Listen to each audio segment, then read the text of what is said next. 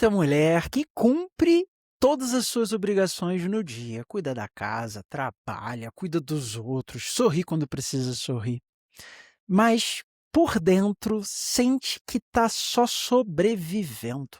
Ela sente ansiedade, ela sente culpa, ela sente medo de decepcionar, ela tem dificuldade de se posicionar, ela vive relações onde se perde de si mesma e muitas vezes nem percebe que está presa em padrões emocionais que vêm de muito antes. Hoje nós vamos conversar sobre ansiedade, dependência emocional e sobre o caminho para uma mulher deixar de apenas sobreviver e começar a viver uma vida que realmente faça sentido para ela. Para isso, a gente vai conversar hoje com a psicóloga Luana Farias. Luana é psicóloga, mais de 16 anos, ela também carrega uma trajetória marcada por experiências na saúde pública e em programas de desenvolvimento humano, como, por exemplo, a Primeira Infância Melhor. Ao longo da jornada, ela percebeu algo muito importante, você vai concordar comigo. Muitas pessoas não deixam de realizar os seus sonhos por falta de capacidade. Elas deixam porque estão emocionalmente presas ao medo, à ansiedade, à culpa, aos padrões que carregam. Então, hoje eu recebo com muito prazer Luana. Tudo bem, Luana? Como é que você tá? Tudo bom, tudo bom. Eu tô bem, muito obrigada. Que bom estar aqui contigo. Obrigada por esse convite. E eu acho que não tinha como ser melhor apresentada. Eu acho que tu falou muito bem sobre o tema que eu venho trazer, que é justamente isso, sabe? As mulheres hoje, como elas se veem, esse processo que entende que a gente precisa se sobrecarregar para ser vista, para ocupar espaços, só que isso só acaba nos adoecendo. Então, é sobre isso que eu venho falar, é sobre um espaço de onde eu busco que as pessoas tenham mais leveza na vida, que elas se conectem com elas mesmas. Então, eu acho que é nesse sentido a busca que eu trago para as mulheres hoje. Obrigada. Nada, muito legal. Já quero começar assim com tudo. Eu quero um ponto de vista seu sobre algo muito importante. Eu acredito que as mulheres, quando todos nós, né, homens e mulheres, mas a gente vai falar especificamente de mulheres hoje. Quando a mulher está forte emocionalmente, ela deixa de apenas sobreviver e começa a viver a vida que realmente faz sentido para ela. Você concorda com isso? Eu super concordo. E eu concordo quando tu disse que homens e mulheres, eu concordo contigo nesse sentido. Eu acho que eu sempre digo assim, nós viemos como centelhas divinas, né? E e acontece que no meio do caminho, com tanto julgamento, com tantas coisas acontecendo na vida da gente, acaba que a gente vai se perdendo no meio do processo, no meio de tanto julgamento, no meio das questões que a gente dos papéis que a gente precisa desempenhar, e aí eu volto para as mulheres que são dona de casa, que são mães, né, que são profissionais, que são filhas, que são amigas, mil e um papéis que a gente exerce e muita pressão da sociedade também, para que a gente exerça, né, com perfeição esses papéis e a gente acaba se exigindo também, faz com que a gente acabe, sucumbindo a esse peso e fique realmente só sobrevivendo. E dessa forma a gente não consegue encontrar a felicidade ou se conectar, como que eu disse, né, com essa centelha divina que nós somos. Sim.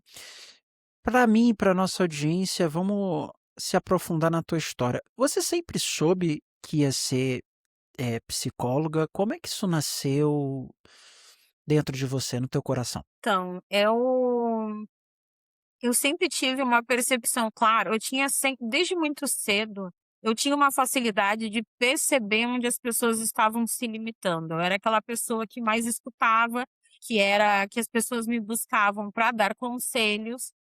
E eu sempre tive essa facilidade de ter um olhar preciso e entender, assim, aonde as pessoas estavam se limitando, de que forma elas poderiam fazer para mudar as vidas delas. Então eu era essa pessoa que sempre buscavam, né, para escutar, para receber um conselho, para pedir uma ajuda. E foi se construindo isso dentro de mim, e eu acho que eu sempre gostei muito dessa expansão do teatro, de brincadeiras, eu acho que tudo isso foi crescendo e faz parte da minha trajetória hoje. porque eu sou psicóloga, né, como tu já trouxe, formada desde 2011, e na minha trajetória, uma das linhas de abordagem que eu sigo, e que eu acho que fala muito disso, né, de quem eu sou, dessa Luana que brincava muito com o teatro, é o psicodrama, que fala de espontaneidade, que fala dessa questão da gente poder trazer o drama, né, para a questão junto com a psicologia. E eu acho que isso é muito importante, onde a gente pode dramatizar, onde a gente pode encenar. Eu trabalho muito dessa forma, né, de uma forma que a gente tem movimento, porque eu acho isso importante. Então, como eu vinha te trazendo, faz parte da minha construção. A minha construção aconteceu dessa forma, onde eu fui percebendo, e foi a minha única opção quando eu fui fazer a faculdade, foi psicologia. Aí eu passei, com 17 anos eu entrei para a faculdade, cursei na Universidade Católica de Pelotas. Foi muito bom, assim, foi lá que eu tive contato também no último ano com o psicodrama, e comecei a entender, estudar, iniciar meus processos de formação, fazer o meu processo terapêutico, né, que eu sempre falo, todo psicólogo precisa fazer supervisão, precisa fazer terapia, é muito importante para que a gente seja um profissional com excelência diante de cada pessoa que chega, né, até nós. E eu acho isso muito importante. Então foi assim a minha trajetória, eu fui percebendo, né, na infância, e o contexto, eu acho, né, eu gosto muito de filosofia, eu gosto muito de estudar, então as leituras, os textos, o entender a mente, entender por que que as pessoas agem de determinada forma, têm determinado comportamento, isso sempre foi algo que eu me questionei muito, e aí cheguei na psicologia, foi assim. Legal, legal. E hoje, para a gente poder, criar uma conexão com a nossa audiência, inclusive se você está aqui, eu quero que você curta agora esse episódio do podcast. Eu quero que você fique preparado para comentar aqui embaixo, preparada para comentar aqui embaixo qualquer dúvida que você tenha, tá bom? E além disso, fica preparado para compartilhar esse link com alguma pessoa que você acha que pode ser valoroso que a gente vai conversar aqui. Então, para a gente poder conectar com a nossa audiência. Hoje, Luana, que tipo de mulher mais chega para você no sentido de com quais questões a serem resolvidas, eh, a maior parte das mulheres que chega para você hoje te buscam? Hoje, o maior número de pessoas hoje eu tenho um grande número de pessoas que buscam, mas em geral as que eu chegam até mim e que a gente hoje que estão em processo de atendimento, são mulheres já entre a fase entre, na média próxima aos 40 anos, que estão ali buscando dar um novo significado para sua vida, entender os processos, entender a relação com os filhos, ainda entendendo algumas dependências emocionais com os pais, ou até com os filhos também. Geralmente são empreendedoras que não estão entendendo porque que sempre batalharam muito, mas não estão entendendo o que está acontecendo, que o processo não está acontecendo, ou que elas não estão recebendo como acreditam que deveriam receber, tanto financeiramente quanto nos relacionamentos, ou sentem esses desconfortos, sabe, de se questionar. Eu acho que a gente chega num momento da vida e eu acho muito importante esses questionamentos, e que a gente se pergunta, né, para onde eu vou, por que caminho eu vim, se eu quero seguir nesse caminho, se eu não quero mais seguir nesse caminho. E também, né, como tu trouxe, eu acho que a porta-chave, né, a entrada mesmo é a ansiedade. Os questionamentos, agora eu fui pensando, eles acabam vindo depois. O que que a pessoa chega: "Luana, eu tô ansiosa, eu tô muito ansiosa, eu tô com burnout", eu atendo pessoas que têm um burnout, eu atendo pessoas com ansiedade, eu atendo muitas mulheres com transtorno de bipolaridade, né, porque a queixa em si, dependência emocional, ninguém vem dizendo: "Eu tenho uma dependência emocional", né. Não sei, né, tu já entrevistou muitas pessoas, tu conhece, mas ninguém chega e diz assim: "Eu tenho uma dependência emocional". Tu vai chegar dizendo de uma dependência emocional, porque tu foi em algum lugar, tu fez algum teste, tu percebeu de alguma forma que tem uma dependência emocional. Hoje está muito na mídia a ansiedade. Ou então as pessoas vêm por ansiedade, ou então porque querem entender se tem TDAH, ou percebem questões de bipolaridade, será que eu tenho ou não tenho? Mas a ansiedade em si é esse espaço, porque eu me percebo inquieta, eu me percebo agitada, e aí acaba sendo essa porta de entrada à ansiedade. Olha, eu tenho uma pergunta para você que é uma curiosidade pessoal, tá? Eh, Hoje as mulheres conseguem trabalhar muito, criam seus filhos, cuidam de outras pessoas, fazem suas tarefas, do dia a dia em casa, têm uma vida social e mesmo assim se sentem esgotadas e, insuficientes. Eu percebo isso, conversando e batendo papo com outras mulheres e outros profissionais também. Por que você acha que apesar disso tudo e todos essas provas, né, tudo que eu falei aqui, as mulheres sabem que elas são autossuficientes para cuidar disso tudo, muito mais do que a gente que é homem. Essa capacidade de fazer várias coisas muito bem, né. Eh, mas mesmo assim se sentem esgotadas e insuficientes, é o que eu percebo. É certo isso que eu percebo? Realmente tem mulheres que se sentem assim e na sua opinião por quê? Sim, isso que tu trouxe é muito importante. Eu acho que tem alguns motivos para isso.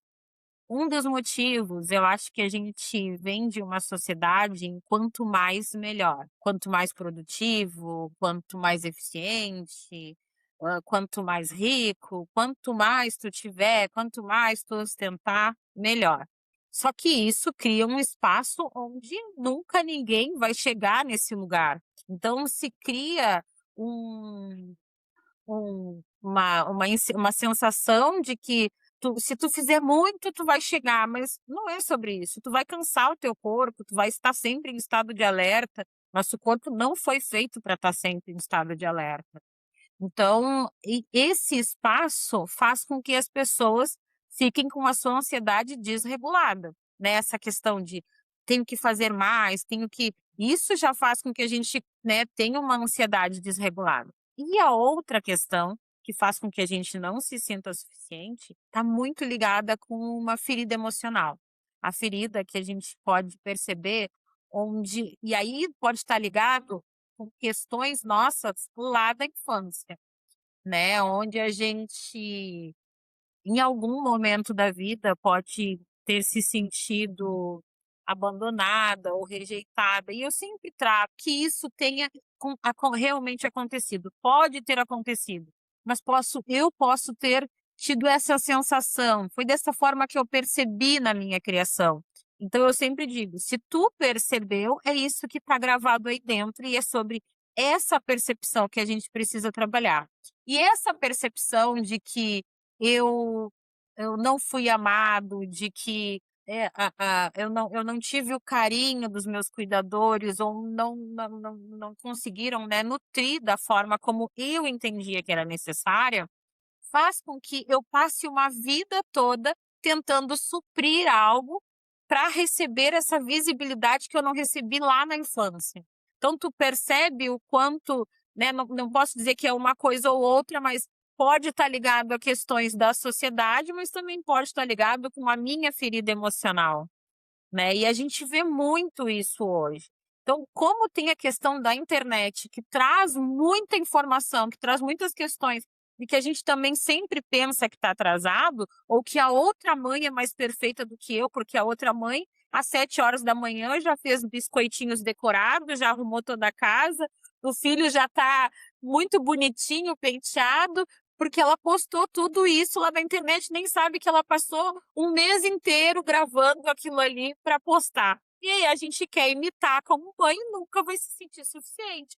Vai achar que não dá conta, vai achar que é uma mãe ruim, por conta, né, do que a gente vê acontecendo aí na internet.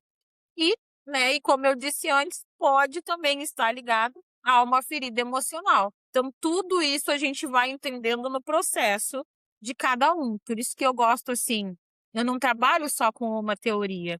Eu trabalho tanto com a psicanálise, eu gosto do psicodrama, e do TCC. Eu acho que na psicanálise eu encontro profundidade, eu encontro a filosofia, eu acho que a gente pode, sabe, devanear dentro do consultório. No TCC eu tenho as técnicas que eu acho muito importante para que a gente consiga entender melhor sobre a ansiedade, para que eu consiga trabalhar e chegar naquele objetivo que meu paciente deseja. E no psicodrama, eu trabalho essa espontaneidade, a alegria, a vida, essa, sabe, o tesão pela vida para viver, que tu possa te posicionar no mundo. E eu gosto muito da terapia da compaixão também, porque eu acho que a gente tem que ser gentil, não só com o outro, mas com a gente. E nisso tudo, em que a gente olha para a internet, em que a gente percebe as pessoas fazendo tudo, eu não estou dando conta, todo mundo é muito bom, eu acabo sabendo elogiar o outro, porque está fazendo algo muito bom, mas eu não consigo me elogiar. Quando eu consigo, estava brincando com uma paciente minha, ela ela perdeu 40 quilos, né, uma paciente minha. E ela estava muito mal, muito chateada com tudo isso, porque ainda faltavam não sei tantos e fulaninho tinha perdido 10 agora, não sei, sabe. E a gente não consegue ver o nosso processo, porque nesse mês eu parei, porque nesse mês, mas o quanto é importante a gente entender, né, que é um processo e cada a grama do vizinho vai ser sempre mais bonita, porque às vezes eu não consigo olhar todo o meu processo. E aqui no processo terapêutico a gente vai desenhando, sabe, para que a pessoa consiga olhar para o todo e ser gentil consigo, ser gentil com a sua trajetória. Eu acho que falando de mulher, acaba que não só a sociedade acaba tendo uma uma forma um pouco mais intrépida, às vezes, de lidar, mas a gente, para conseguir se colocar no mercado de trabalho, para ter o respeito, para as coisas todas que se vem buscando, né, respeito, dignidade, para que possam vestir, ser quem desejar ser, às vezes a gente também falta com a gentileza com a gente. E eu acho que o que tem de mais lindo na mulher é essa sintonia que ela consegue ter com ela, que ela consegue ter com o seu corpo, que ela consegue ter com o universo. Eu sempre falo, mulheres são lua, homens são sol. São energias diferentes, são polos diferentes, não são,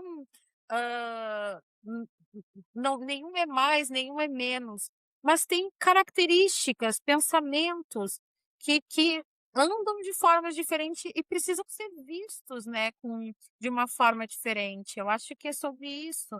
A sintonia que a mulher exerce com ela é muito importante que ela consiga perceber. Tu me interrompe, por favor, que eu vou falando e eu vou emendando uma coisa na outra, tu pode me, né, mas se ficou alguma coisa, tu pode me trazer que eu volto. Não, eu acho que você foi cirúrgica, principalmente no aspecto da comparação.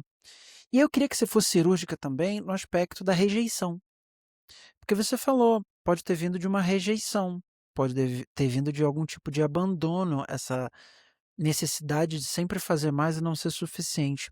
Quando a pessoa se identifica, como você disse, cara, se você sente que é isso, é meio que é isso aí mesmo. Você foi por conta da rejeição, é a origem disso tudo, né? Exato. Quando a pessoa se identifica e fala: "Caramba, minha mãe não ligou pra mim, meu pai me abandonou, eh, eu acho que é daí. É por isso que eu quero sempre ser o melhor, fazer tudo, o melhor e nunca tá bom, e sempre me sentir suficiente apesar de fazer muita coisa e tal". Que a mulher faz? E aí, como é que resolve isso? Então, eu acho que, esse é uma questão que eu acho bem importante a gente pensar que ele é muito mais singular, né.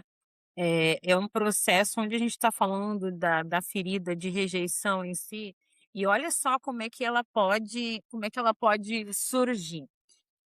Para te entender como muitas vezes pode ser o meu olhar nesse sentido. Por quê? Porque às vezes eu tô lá pequenininha e a minha mãe tem outro bebê. Ela não deixou de me cuidar, ela não deixou de me amar, mas eu entendi que eu não estava recebendo o amor que eu gostaria de receber. E isso acontece na grande maioria das famílias, né, todo mundo tem. E naquele momento eu me sinto rejeitada. Eu me recolho e eu entendo, né. Tem outras situações sim, que também acontecem, né, mas essa é uma das situações. Por isso que eu sempre gosto de trazer para a pessoa perceber que às vezes é a forma como eu me sinto, porque, né, ela aconteceu de fato, poderia ter sido, mas a forma como eu me sinto. E como que a gente trabalha? Bom, primeiramente eu tenho um protocolo no atendimento, né, individual, onde a gente consegue realmente perceber como esse processo aconteceu.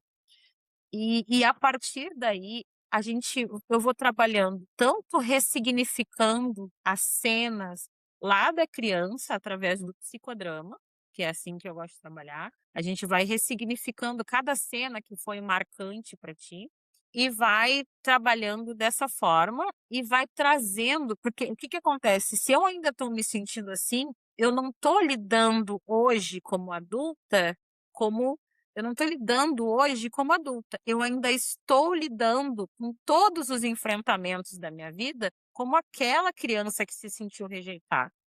Então eu preciso trazer essas cenas, a primeira coisa é a gente entender o que aconteceu e como eu me senti, né. É esse o processo que a gente trabalha. Como eu me senti? Eu me senti dessa forma, porque muitas vezes o que é mais difícil e o que leva um tempo no processo, é a pessoa tomar consciência de que ela se sentiu daquela forma. Porque hoje, como adulta, muitas vezes eu entendo que eu vou estar afrontando os meus pais, achando isso deles, que eu não posso, mas a gente não está brigando. Pai e mãe, eles deram o melhor que eles podiam pra gente. E eles nos amam como a gente é e, de nenhuma forma o processo terapêutico tá para falar dos nossos pais.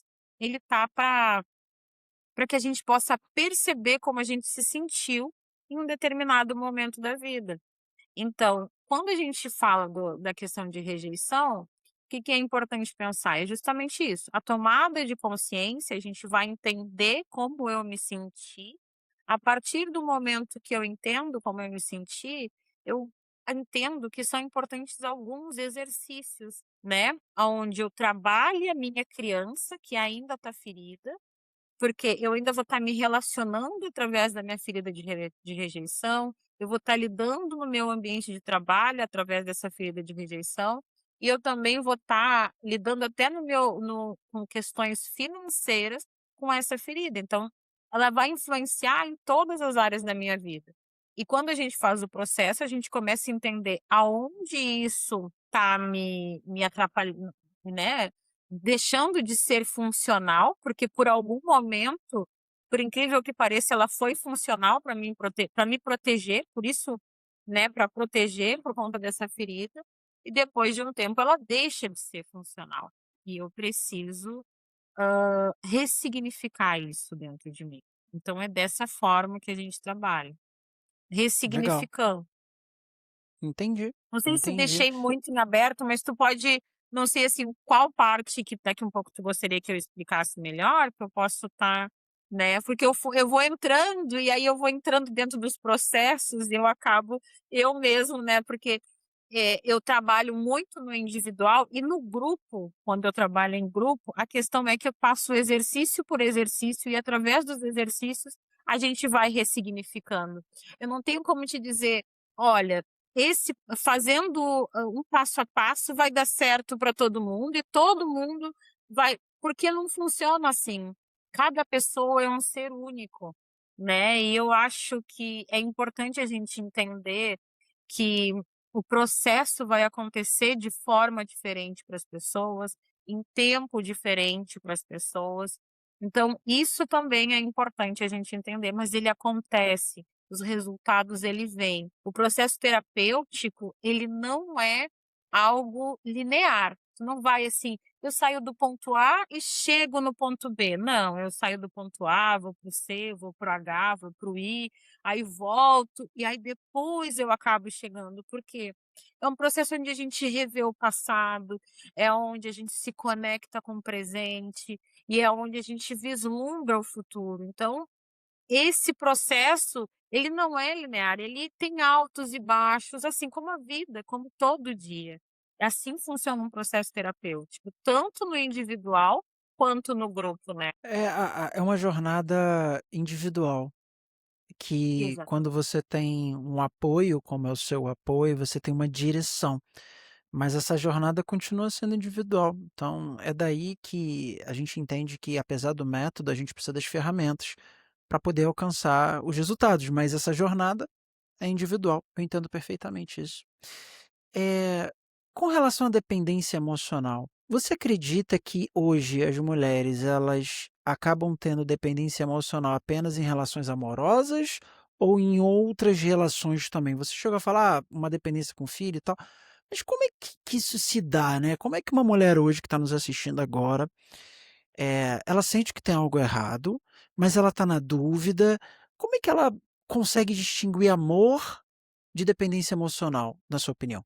Então, o que que acontece? Os processos a gente vai, entender eles e perceber no momento em que alguns setores da nossa vida não estão dando certo. Geralmente são 3 setores que a gente percebe: saúde, que a gente começa a adoecer, somatizar, financeiro, nossa, eu não consigo ver o dinheiro entrar na minha conta, ou o dinheiro entra e não fica, e nos relacionamentos. São nesses 3 espaços que a gente consegue porque é como eu te disse antes, ninguém vem: "Nossa, eu tenho a dependência emocional". A pessoa começa a perceber: "Nossa, eu tenho um dedo podre para me relacionar".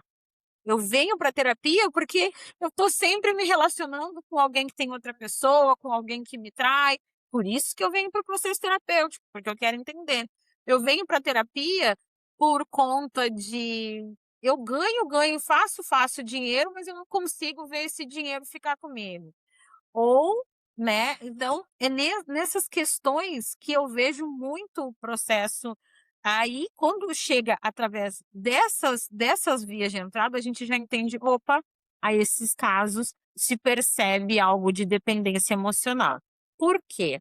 Bom, vamos começar nos relacionamentos. Eu venho por conta de um relacionamento, mas é como eu disse, o processo terapêutico ele não é linear, então eu não saio do ponto A e vou para o ponto B. Eu preciso voltar um pouquinho, eu preciso entender o que aconteceu. E a gente vai ver nessa história, tem uma construção familiar que geralmente tem repetições, né, tem histórias que eu construí dessa forma, eu entendi através da relação com os meus pais que era dessa forma que eu deveria me relacionar, ou ainda eu fiquei presa em alguma questão minha infantil, que daí a gente fala das feridas, e isso faz porque uma ferida, qual a proteção muitas vezes que ela te dá?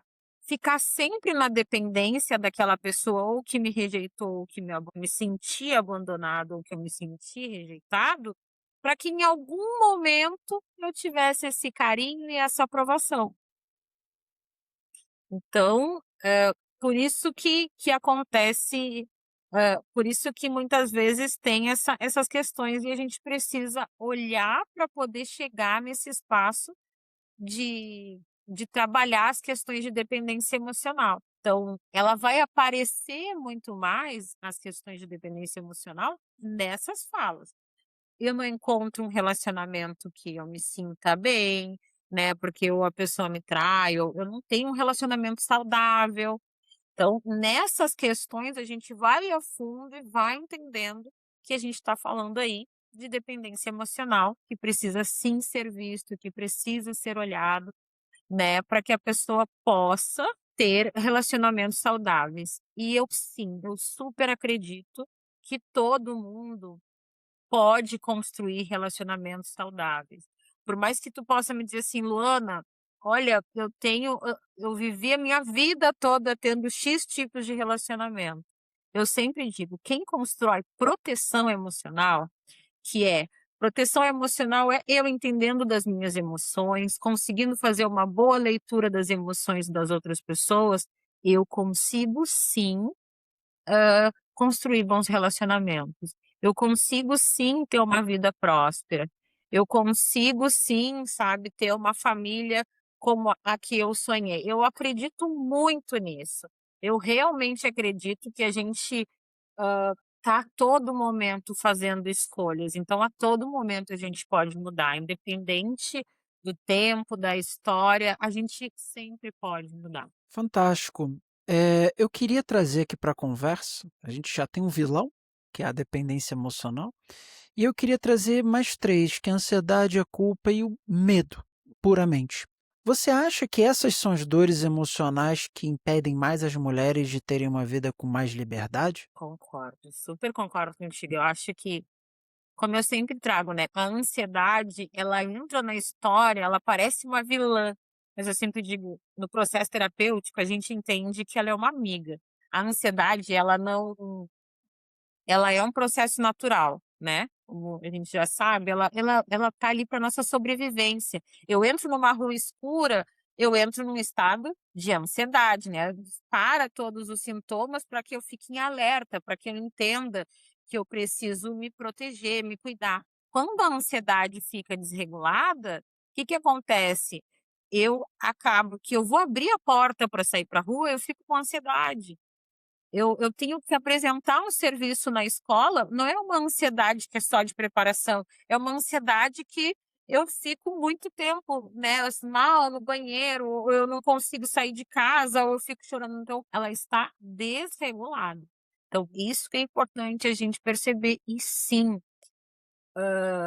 o número de mulheres com ansiedade é muito grande, né, e é muito maior que o dos homens e eu acho que isso que tu trouxe é muito importante, porque todo mundo diz, né, que nasce uma mãe, já nasce a culpa, né, eu acho que nasce a mulher e ela vem meio junto, por muitas questões, assim, a gente acaba construindo um uma história, um legado onde a gente entende, né, que a gente acaba passando, recebe isso das que vieram antes e a gente acaba passando. Se não constrói uma proteção emocional, que é o que eu sempre falo, se não faz um processo terapêutico, se não tem aquele tempo importante para olhar, para cuidar de ti, acaba que a gente realmente aceita essa culpa que a gente nem sabe de onde veio, e a gente se acha culpada. Hoje eu botei uma enquete no meu Instagram, né, sobre se perguntando para as mulheres se elas conseguiam descansar ou se elas se sentiam culpadas, né, no momento do descanso. E várias colocaram, acho que estava em quase 90%, se sentiam culpadas em descansar, sabe, simplesmente sentar, olhar um filme, uma Netflix, se sentem culpadas e acaba que não conseguem descansar. Então é realmente complicado. E eu acho que você tem um ponto de vista muito interessante, porque você não é polarizadora, no sentido de falar: "A ansiedade é ruim". Não, não, a ansiedade tem o seu papel, né. Essa culpa talvez seja um aprofundamento da autorresponsabilidade. A mulher é muito autorresponsável, ela tem que dar conta de um monte de coisa, como o homem também, só que coisas diferentes, acredito eu. Então, talvez Exatamente. seja a falta do equilíbrio da autorresponsabilidade. Então vamos exemplificar aqui, por exemplo, cara, eu tenho uma autorresponsabilidade que eu preciso, eh cuidar dos meus filhos, né, eu preciso criar, dar educação para os meus filhos, mas isso acaba se exacerbando a ponto de ela sentir culpada porque está descansando, porque tira uma soneca de, sei lá, 15 minutos ali, senta no sofá, não sei. É por aí? Desculpa, eu acabei me atrapalhando aqui, mas eu acredito que sim, que é por esse que é nesse sentido sim, né, que a gente e eu gosto que tu traz sempre quando eu trago é que eu falo muito para mulheres, mas eu super entendo que não é um processo que aconteça só com as mulheres, eu entendo, assim, eu atendo muitos homens também, mas hoje muito falando para as mulheres, eu concordo contigo nesse sentido, que, se esse processo, ele acaba ficando realmente muito desequilibrado e isso faz com que a gente se perca no meio do caminho. E eu falo a gente se perca, porque eu sou mulher, eu acho que, como eu sempre digo, desde que eu iniciei a a psicologia, eu faço terapia, porém eu já tive muitos momentos em que eu me perdi também, por conta disso, porque eu também exerço todos esses papéis. Além da Luana psicóloga, tem a Luana mãe, tem a Luana profissional, né, tem a Luana dona de casa, tem a Luana que é filha, tem a Luana que é amiga. E eu sempre digo, a nossa vida é equilibrar todos esses papéis de acordo com e não só equilibrar os papéis, mas equilibrar os papéis com os nossos princípios também, não com os princípios que o outro traz, que eu acho que isso que muda tudo também, que no processo terapêutico a gente começa a entender quem eu sou e como eu quero viver, e não quem eu sou e como que a sociedade quer que eu viva. Como que eu quero viver? Como a Luana escolhe viver a vida dela? Será que eu tenho que ser como todas as pessoas que ganham X, Y, Z ou que fazem tantas coisas, sabe? Que tipo de vida eu quero ter? Esses dias eu ainda estava conversando com uma dos meus pacientes que é empresário, que está construindo, né, um processo, uma empresa, e ele estava dizendo que não é só, e a gente estava conversando sobre, não é só sobre chegar lá e construir aquilo que se deseja, é também sobre ter qualidade de vida na construção para desfrutar chegar lá. E eu acho que isso também é para todo mundo em todos os seus processos de vida. Eu acho que no meio do caminho, tu trouxe muito a questão da sobrevivência. E eu acho que no meio do caminho, quando a gente começa só a sobreviver, a gente deixa de sonhar. A gente nem sabe mais aonde quer chegar. E aí que a gente se perde da gente, dessa conexão que é tão importante. Olha, eu me mudei, né, eu não moro mais no Brasil. Eu fui nascido e criado no Rio de Janeiro, então cidade grande e tal. E aí eu vim morar na Europa. Eu moro em Portugal, numa cidade muito pequenininha de Portugal, interior. É muito diferente a forma que você lida com a vida por causa do seu ambiente. É muito diferente. Então foi um choque não só de país e de cultura, mas eu chuto dizer que o choque de eu estar num local onde faz com que eu fique extremamente mais conectado comigo mesmo, do que naquela loucura de vai para um lado, vai para outra, cidade grande, sei lá o que é. Você acaba, tendo um ponto de vista mais na terceira pessoa, sabe. É mais fácil você pensar sobre a sua vida, sei lá, olhando ovelha num pasto, do que num ônibus indo para o trabalho, entende? E aí, a gente se conecta muito com o que de fato a gente quer. E consegue olhar para o que foi a rede social que impôs pra gente, que outras pessoas que alcançaram impuseram pra gente, que a gente mesmo tentou impor na gente sem a gente nem saber para que está fazendo aquilo. Então eu acredito muito nisso que você falou. Eu acredito que com as mulheres também seja a mesma coisa. Elas têm ideais, referências, eh, e querem seguir aquilo. E acabam que se perdem na sua própria vida, porque aquela vida não é a vida delas, né. Então é como se tivesse um personagem de uma peça de teatro infantil entrando num drama. Aquele personagem não é daquele lugar ali, né. Eh, e na sua opinião, assim, você acha que terapia ainda é visto como uma coisa de alguém que tem algum problema na cabeça? Porque tem um pouco disso, né, eu pego assim, pessoas com mais idade, eu ainda vejo um pouco desse preconceito. Aí eu queria saber de você, pessoas assim, mais novas, também ainda tem esse preconceito? Ainda existe isso? Olha, hoje é muito bacana ver o pessoal muito novo, homens e mulheres buscando terapia. Né, com um olhar muito diferenciado, assim, porque entendem que para chegar onde querem chegar, para viver nessa é importantíssimo fazer terapia. Eu adoro, assim, sabe. Eu atendo adolescentes e adultos.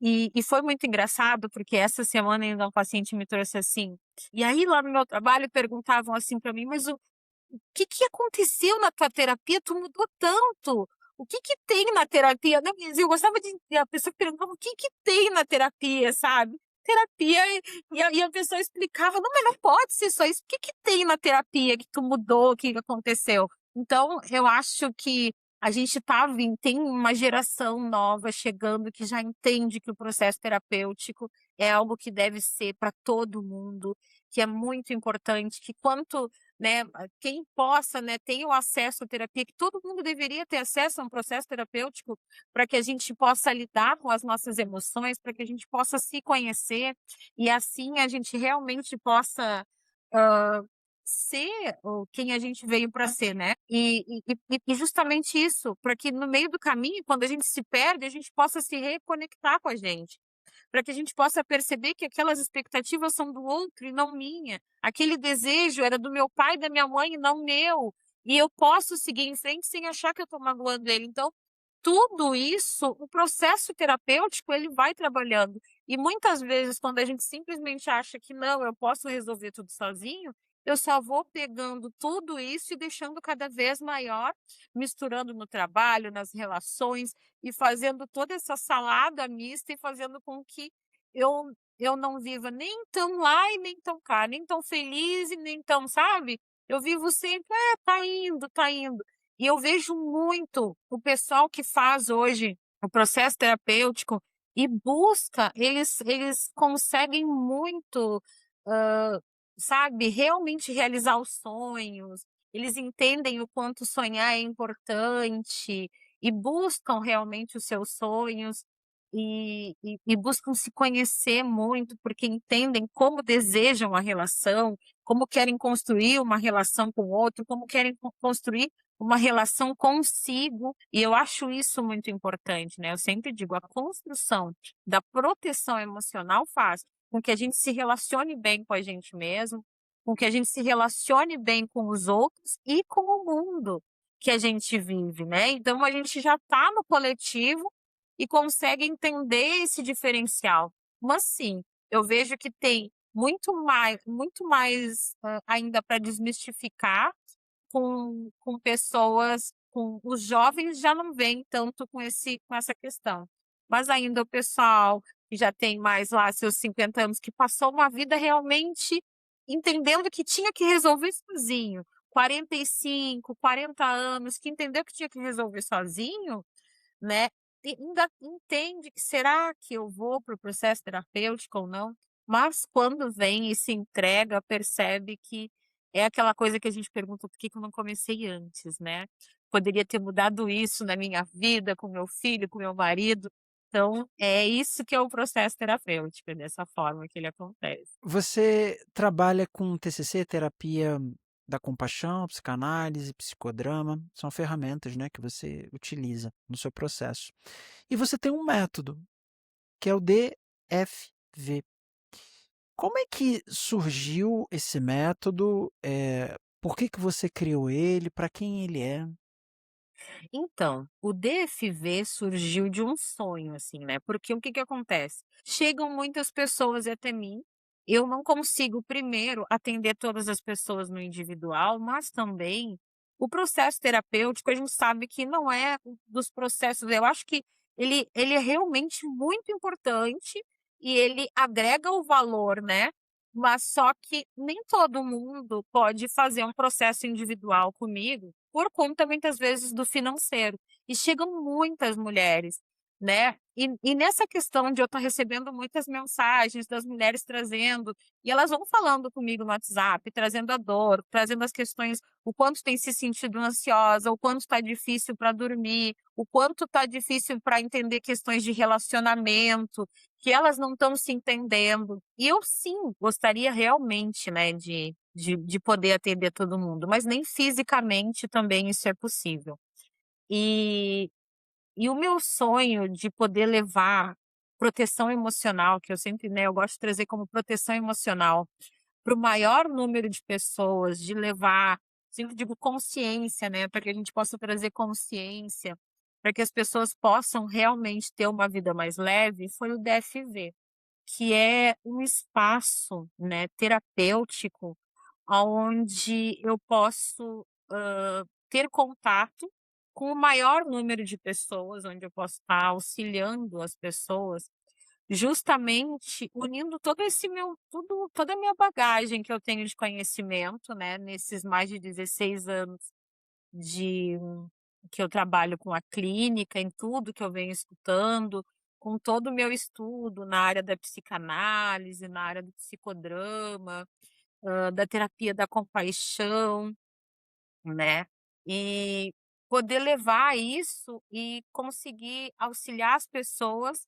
a construírem uma vida mais leve. Então surge o DFV, que é uma comunidade hoje, né, eu entendo ela como uma comunidade que a gente está construindo de proteção emocional, uma comunidade que a gente DFV, é um programa para destravar o fluxo da vida, porque muitas pessoas chegam e dizem assim: "Luana, minha vida está travada aqui, eu não consigo sair desse lugar". Então, foi nesse sentido que surgiu o DFV, para que a gente possa eu gosto disso, né, dessa questão que fala de uma energia. Eu sempre falo assim: "Nós somos mente, corpo e energia, que funcionam juntos". Ou seja, o nosso corpo é o nosso melhor amigo nessa realidade. É ele que traduz se eu tô com frio, se eu tô com calor, se eu tô com ansiedade, eu sinto, né, no estômago. Então, é por isso que eu acho que é muito interessante, através do corpo, do movimento, que a gente trabalha com o psicodrama, a mente, né, que as questões dos nossos pensamentos, que a gente traz muito na questão do TCC, com os exercícios, trabalhando muito bem a mente, e a questão da nossa energia. Quando a gente é gentil com a gente trabalha justamente essa gentileza, a gente se sente acolhido, a gente sente o pertencimento e isso faz a diferença, sabe. E é sobre isso, e é isso que eu trago muito no meu consultório individual, que eu quero levar para o DFV, que eu levo para o DFV, para essa comunidade onde a gente vai estar, buscando construir a vida de muitas pessoas com mais leveza. E eu acho que é isso que a gente, né, eu escolho levar leveza para a vida das pessoas. Legal. Eh, Na prática, o DFV é para apenas mulheres, homens e mulheres? Como é que é? Um grupo de WhatsApp? É um outro tipo de comunidade? Me dá detalhes. Sim, então, hoje o DFV ele é para um grupo de mulheres, né, ele é uma comunidade que a gente está formando para as mulheres encontrarem essa conexão com elas mesmas.